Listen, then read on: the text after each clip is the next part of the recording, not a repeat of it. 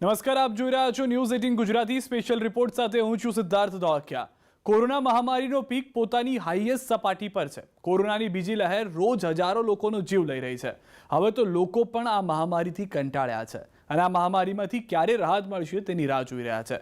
ત્યારે વૈજ્ઞાનિકોએ એ સમય બતાવ્યો છે કે જ્યારે ભારતમાંથી આ મહામારી એક્ઝિટ થશે। આ જ મુદ્દે જોઈએ સ્પેશિયલ રિપોર્ટ, ક્યારે મળશે રાહત।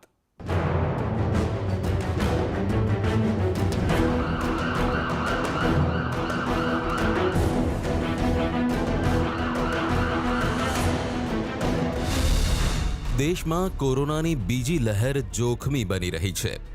હાલ કોરોનાના કારણે લોકો ટપોટપ મરી રહ્યા છે। ક્યાંક ઓક્સિજન તો ક્યાંક વેન્ટિલેટરની તંગીના કારણે જઈ રહ્યા છે જીવ। એમ્બ્યુલન્સની લાઈનો તો સાથે જ બેડ ન મળવાથી વધી છે લોકોની ચિંતા। હવે તો લોકો બસ એટલું જ કહી રહ્યા છે કે આ મહામારી હવે વિદાય લે તો બચ્યા। કોરોનાનો હાહાકાર। દેશમાં ત્રીજા દિવસે પણ 4 લાખથી વધુ કેસ। શનિવારે 24 કલાકમાં 4191 લોકોના મોત। પ્રથમ વખત 24 કલાકમાં સૌથી વધુ મોત। કોરોનાની ઘાતકી બીજી લહેર પોતાનો કહેર વર્તાવી રહી છે। શનિવારે કોરોનાના દેશમાં 4,01,228 નવા કેસ નોંધાયા તો માત્ર 24 કલાકમાં 4191 લોકોના મોત થયા। દેશમાં મહામારી શરૂ થયા બાદ આ આંક અત્યાર સુધીનો સૌથી ઊંચો આંક છે, જેમાં એક જ દિવસમાં કોરોનાએ 4000થી વધુ લોકોનો જીવ લઈ લીધો હોય। ચિંતાની વાત તો એ પણ છે કે દેશમાં સતત ત્રીજા દિવસથી 4 લાખથી વધુ કેસ આવી રહ્યા છે। આ અગાઉ 7 મેના રોજ 4.14 લાખ દર્દીઓ અને 6 મેના રોજ 4.13 लाख दर्दियों पॉजिटिव सामने आया था। तो नंबर बढ़ते जा रहे हैं, 4 लाख क्रॉस कर रहे हैं लगातार हम, जो अच्छी बात नहीं है। कहीं ना कहीं अभी भी स्ट्रिक्ट मेजर्स नहीं हैं जो फैल रहे हैं इन्फेक्शन। सबसे हाथ जोड़ के विनती है कि आप प्लीज़ अपने आप को घर में रखें, बिना बात पे बाहर ना जाएं जब तक वो ज़रूरी काम ना हो।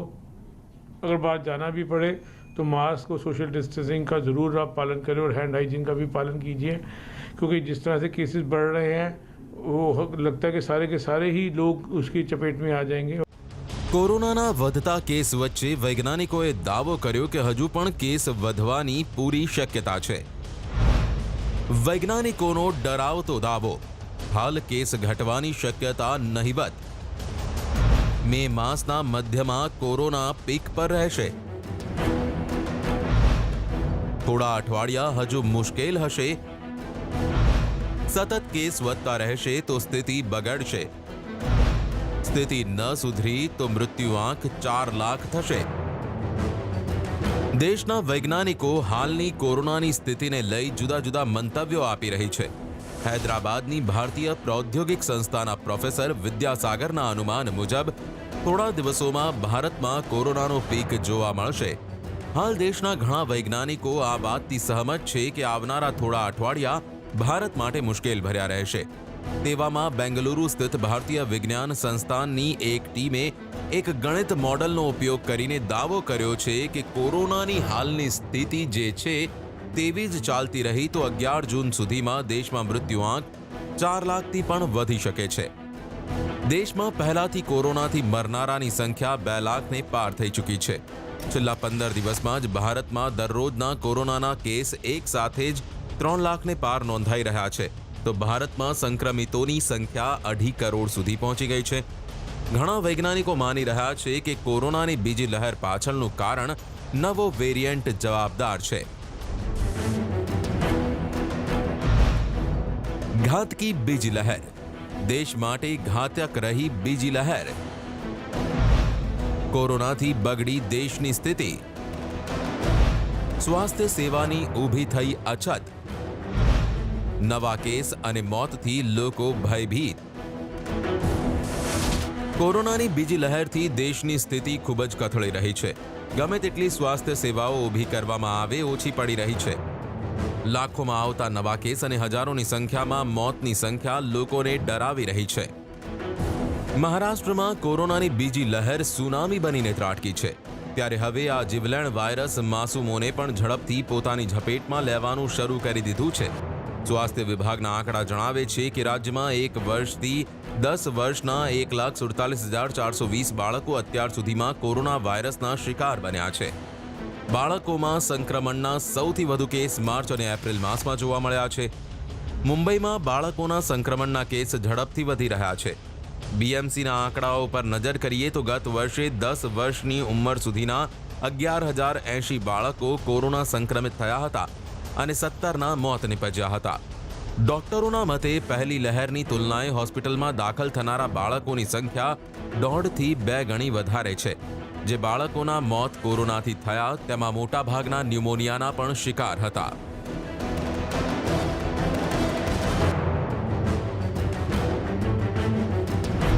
હવે કોરોનાથી રાહત, મહામારી વચ્ચે રાહતના સમાચાર. કોરોનાથી મળી શકે છે રાહત. દેશના વૈજ્ઞાનિકોએ કર્યો દાવો. હાલ દેશની સરકાર સહિત લોકો પણ કોરોના સામે ઝઝૂમી રહ્યા છે. સ્થિતિ એ હદ સુધી બગડી છે કે અમુક લોકો કોરોનાના ડરથી જ મોતને ભેટી રહ્યા છે. દેશમાં કોરોનાનો એવો કહેર ફેલાયો છે કે લોકો સ્વાસ્થ્ય સેવા મેળવવા માટે રસ્તે ભટકી રહ્યા છે. સરકારે કરેલી મોટી તૈયારી કોરોનાએ તહેસ નહેસ કરી નાખી છે. હાલ દેશમાં કોરોના પોતાના હાઈએસ્ટ પીક પર છે, ત્યારે અમુક વૈજ્ઞાનિકોએ દાવો કરી રહ્યા છે કે હવે ટૂંક સમયમાં જ દેશના લોકોને કોરોનામાંથી રાહત મળવાની શક્યતા છે. પરંતુ તે પહેલા હજુ પણ થોડા દિવસ કોરોના પોતાનો કહેર વર્તાવતો રહેશે. પ્રધાનમંત્રી નરેન્દ્ર મોદીની સલાહકાર સભ્યોની એક ટીમે જણાવ્યું છે કે હજુ કોરોનાના કેસ વધશે અને મે મહિનાના મધ્યમાં કોરોનાનો પીક હશે, પરંતુ મે મહિનાના મધ્ય બાદ દેશમાં કોરોનાના કેસ ઘટવા લાગશે તેવી આગાહી કરાઈ છે, જે દેશ માટે ખૂબ મોટા રાહતના સમાચાર કહી શકાય. આ સલાહકાર સમિતિના દાવાની સાથે સાથે દેશના ઘણા બધા વૈજ્ઞાનિકો દાવો કરી રહ્યા છે કે મે મહિનાના મધ્ય બાદ દેશમાં કોરોનાના કેસ ઘટવા લાગશે. સાવચેતી પણ જરૂરી. હાલ વૈજ્ઞાનિકો ભલે કોરોનાના કેસ ઘટવાના દાવા કરી રહ્યા હોય, પરંતુ જો દેશવાસીઓ સાવચેતી નહીં રાખે તો આ દાવો ખોટો પડવાની પૂરી શક્યતા રહેલી છે. કોરોનાની પ્રથમ લહેરમાં દેશમાં કેસ ઓછા હતા, પરંતુ અમુક લોકો તેમાંથી શીખ લેવાના બદલે બેદરકાર બની ગયા. પ્રથમ લહેર બાદ પણ કેસ ઘટ્યા હતા, પરંતુ બેદરકારી વધી ગઈ અને નિયંત્રણો ઓછા થઈ જતા દેશમાં કોરોનાની બીજી લહેર આવી ચૂકી છે. પ્રથમ લહેર કરતાં આ બીજી લહેર વધુ ખતરનાક સાબિત થઈ રહી છે. બીજી લહેરમાં સૌથી ડરામણી વાત એ છે કે પ્રથમ લહેર કરતાં બીજી લહેરમાં બાળકો વધારે સંક્રમિત થયા છે. મહારાષ્ટ્રમાં કોરોનાની બીજી લહેર સુનામી બનીને ત્રાટકી છે, ત્યારે હવે આ જીવલેણ વાયરસ માસૂમોનો પણ ઝડપથી પોતાની ઝપેટમાં લેવાનું શરૂ કરી દીધું છે. સ્વાસ્થ્ય વિભાગના આંકડા જણાવે છે કે રાજ્યમાં 1 થી 10 વર્ષના 1,47,420 બાળકો અત્યાર સુધીમાં કોરોના વાયરસના શિકાર બન્યા છે. બાળકોમાં સંક્રમણના સૌથી વધુ કેસ માર્ચ અને એપ્રિલ માસમાં જોવા મળ્યા છે. દેશમાં બીજી લહેર પાછળ સૌથી મોટું કારણ લોકોની બેદરકારી જ છે, ત્યારે જો લોકો હજુ પણ કોરોના સામે સજાગ નહીં થાય તો દેશમાં કોરોનાથી રાહત મળવાના દાવા ખોટા સાબિત થશે તે પાક્કું છે. રસી બનશે જીવનદાયિની. દેશને કોરોનાની ઝપેટમાંથી બહાર કાઢવાનો કાયમી રસ્તો રસી જ છે, કારણ કે ભારતમાં કોરોનાની બીજી લહેરમાં દેશના લોકો મોતને ભેટી રહ્યા છે.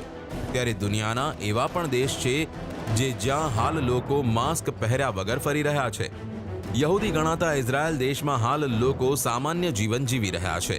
ઇઝરાયલ દેશ પણ એક સમયે કોરોનાની ઝપેટમાં હતો, પરંતુ કોરોનાની રસી મળ્યા બાદ અહીં એટલી ઝડપથી નાગરિકોનું વેક્સિનેશન કરવામાં આવ્યું કે હાલ લોકોને માસ્ક પહેરવામાંથી પણ આઝાદી આપી દેવામાં આવી છે.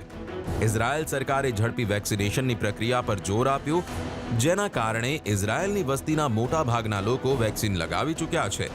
સ્વાસ્થ્ય મંત્રાલયના આંકડા મુજબ અહીં 93 લાખની વસ્તીમાંથી 53% વધુ લોકોએ ફાઇઝર BioNTechની વેક્સિનના બંને ડોઝ લઈ લીધા છે. આ વેક્સિનની ક્ષમતા 90%થી વધુ છે. ઇઝરાયેલે ડિસેમ્બર 2020થી વેક્સિનેશનની શરૂઆત કરી હતી. ઇઝરાયલની જેમ બ્રિટન અને અમેરિકામાં પણ કોરોનાનો કહેર ઓછો થઈ ગયો છે. બ્રિટન અને અમેરિકામાં પણ કોરોના સામે કારગત એવી વેક્સિનની પ્રક્રિયા ઝડપથી થઈ રહી છે અને લગભગ મેના અંત સુધીમાં અમેરિકાની તમામ પ્રજા વેક્સિનેટ થઈ ગઈ હશે. તેવી જ રીતે દરેક બ્રિટનવાસી પણ જુલાઈના અંત સુધીમાં લગભગ વેક્સિનેટ થઈ ગયો હશે. બ્રિટન અને અમેરિકામાં પણ કોરોનાએ કાળો કેર વર્તાવ્યો છે, તેમ છતાં આ બંને દેશ કોરોનાના સંકટમાંથી પાર ઉતરવામાં સફળ રહ્યા છે. અમેરિકામાં તો કોરોનાનું સંકટ એટલી હદે ઓછું થયું છે કે તેઓ પણ ટૂંક સમયમાં જ પોતાના નાગરિકોને માસ્ક પહેરવાની પળોજણમાંથી છુટકારો આપી શકે છે.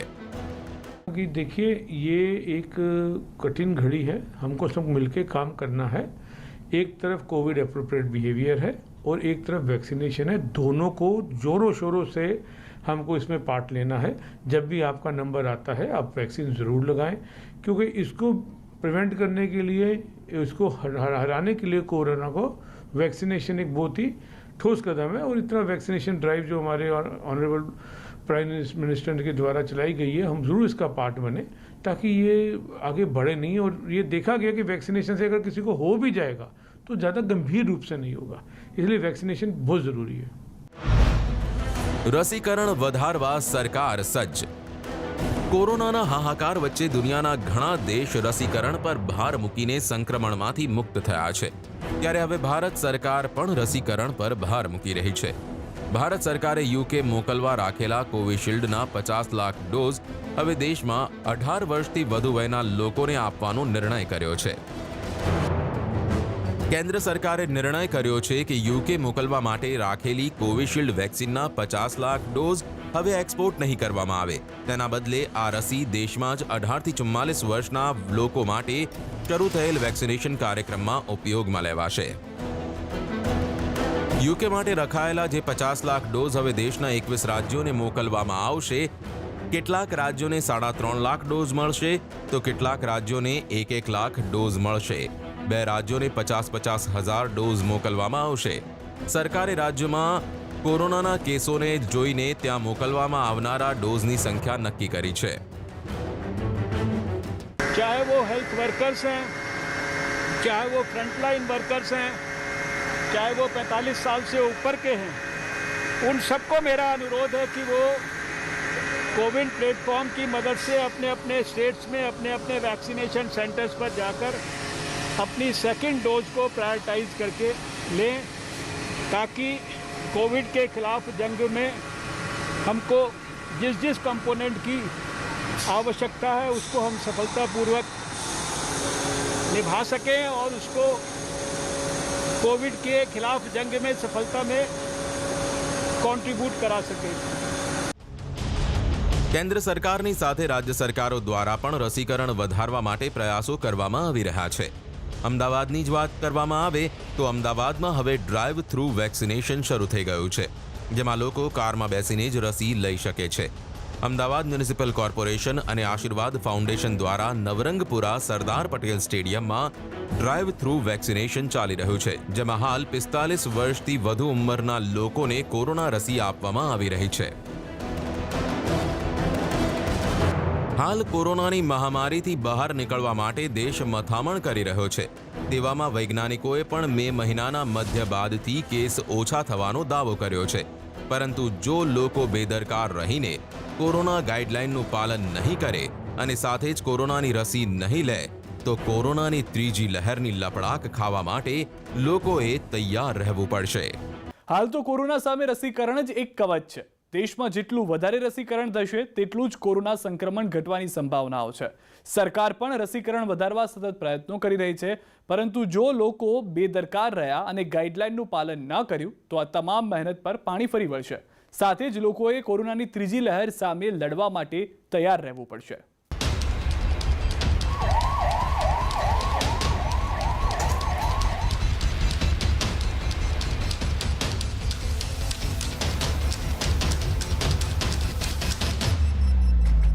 વૈજ્ઞાનિકોનો દાવો છે કે મે મહિનાના મધ્ય બાદ કોરોનામાંથી રાહત મળી શકે છે, પરંતુ હાલ કોરોનાની ત્રીજી લહેરની શંકાને પણ નકારી ન શકાય. દેશમાં કોરોનાની બીજી લહેર વચ્ચે ત્રીજી લહેર આવવાની ચર્ચા થવા લાગી છે. આ અંગે કેન્દ્ર સરકાર તરફથી માહિતી આપવામાં આવી છે. જો કે સરકાર પણ આ અંગે એક સમાન અભિપ્રાય કેળવી નથી શકી. 2 દિવસ અગાઉ વૈજ્ઞાનિક બાબતના મુખ્ય સલાહકાર વિજય રાઘવને ત્રીજી લહેર અંગે ચેતવણી આપી હતી. જે બાદ ફરી તેમણે જણાવ્યું કે જો આપણે મજબૂત ઉપાય કરીએ તો શક્ય છે કે કોરોનાની ત્રીજી લહેર અમુક જગ્યા પર આવે અથવા ક્યાંય પણ ન આવે.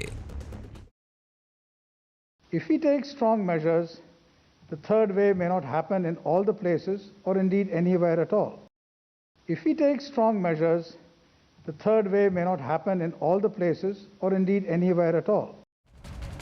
ત્રીજી લહેર માટે તૈયારી જરૂર. વિજય રાઘવને દેશવાસીઓને ચેતવતા કહ્યું કે ત્રીજી લહેર અંગે ઘણી ખરી બાબત પર આધાર રાખે છે કે સ્થાનિક સ્તર પર રાજ્યોમાં, જિલ્લામાં અને શહેરોમાં ગાઈડલાઇન્સનું કેટલી અસરકારક રીતે પાલન થાય છે. જો કે વિજયને તેમના તરફથી કોઈ ઉપાય અંગે જાણકારી આપી ન હતી. તેમણે ફક્ત ગાઈડલાઇન્સની જ વાત કરી હતી. રાઘવને કહ્યું હતું કે કોરોનાની ત્રીજી લહેર પણ ચોક્કસ આવશે. बच्चों के लिए अलग तरीके से वेंटिलेटर्स रहते हैं, उनके बेड्स अलग रहते हैं, तो उसकी भी एक व्यवस्था करने का या प्रबंध करने का काम हम नियोजन उसका कर रहे हैं. ये task force paediatrics task force जो है वो इसमें सलाह राज्य शासन को देगा और आने वाले दिनों में हम तीसरी वेव का जो अंदेशा जो बोला जा रहा है इसके लिए हम ये सब तैयारी करके रख रहे हैं. રાજ્યોને કડક નિયંત્રણ માટે છૂટ. કોરોનાના કેસ ઝડપથી વધ્યા બાદ કેન્દ્રીય ગૃહ મંત્રાલયે કેટલાક દિવસ અગાઉ રાજ્ય માટે નવી ગાઈડલાઇન્સની જાહેરાત કરી છે. તેમાં કહેવામાં આવ્યું હતું કે હવે રાજ્ય સરકારોએ કડક પગલાંનું પાલન કરવાનું રહેશે. એડવાઇઝરી પ્રમાણે કોઈ વિસ્તારમાં પોઝિટિવિટી રેટ સતત 1 સપ્તાહ સુધી 10% આવે અથવા કોઈ હોસ્પિટલમાં 60% બેડ ભરાઈ જાય છે તો 14 દિવસ માટે કડક નિયંત્રણોનું પાલન કરવાનું રહેશે. રાજ્યોએ જિલ્લાના નાના કન્ટેનમેન્ટ ઝોન બનાવવા સલાહ આપવામાં આવી છે. આ સાથે એન્ટીજન ટેસ્ટ વધારવા પર પણ ભાર આપવામાં આવ્યો છે. अभी तो कुछ लोग ये भी सोच रहे हैं कि थर्ड वेव आ जाएगी. अभी थर्ड वेव तो तब आएगी जब हम इस सेकंड वेव से तो पहले निपट लें. हम आने ही नहीं देना चाहिए. हमारे को हमेशा तैयार रहना चाहिए कि कोई भी इन्फेक्शन हो पहले ही उसको ख़त्म कर लें. हमें वेव का इंतज़ार करना क्यों, उनका इंतज़ार हम पहले क्यों ना इंतज़ाम कर लें ताकि वो इन्फेक्शन हो ही ना, फैले ही ना. हम अगर प्रॉपर प्रिकॉशंस लेते रहेंगे तो इस तरह की वेव्स नहीं आएंगी. લોકોની બેદરકારી ભારે પડશે. કેન્દ્ર અને તમામ રાજ્ય સરકારો દરેક તબક્કે પ્રયાસ કરી રહી છે કે કોરોના સંક્રમણને કાબૂમાં લઈ શકાય. તેવા સમયે દેશના નાગરિકોની પણ ફરજ બને છે કે તેઓ તમામ નિયમોનું પાલન કરે. લોકોએ જાતે જ રસી લેવાની સાથે સાથે માસ્ક અને સોશિયલ ડિસ્ટન્સનું પાલન કરવું પડશે. જો પ્રથમ લહેર બાદ દાખવેલી બેદરકારી આ બીજી લહેરમાં દાખવી તો કોરોનાની ભયંકરતા વિનાશક હશે, જેમાં દેશનું અર્થતંત્ર ભાંગી પડવાની કગાર પર આવી શકે છે. સાથે જ બીજો મોટો ખતરો એ પણ છે કે જો દેશમાં ત્રીજી લહેર આવી તો ત્રીજી લહેરમાં બાળકો મોટી સંખ્યામાં શિકાર બની શકે છે, જેમાં બાળકોના ટપોટપ મોત થવાની પણ પૂરેપૂરી સંભાવનાઓ છે. સ્પેશિયલ રિપોર્ટમાં અત્યારે બસ આટલું જ. આપ જોતા રહો ન્યૂઝ 18 ગુજરાતી.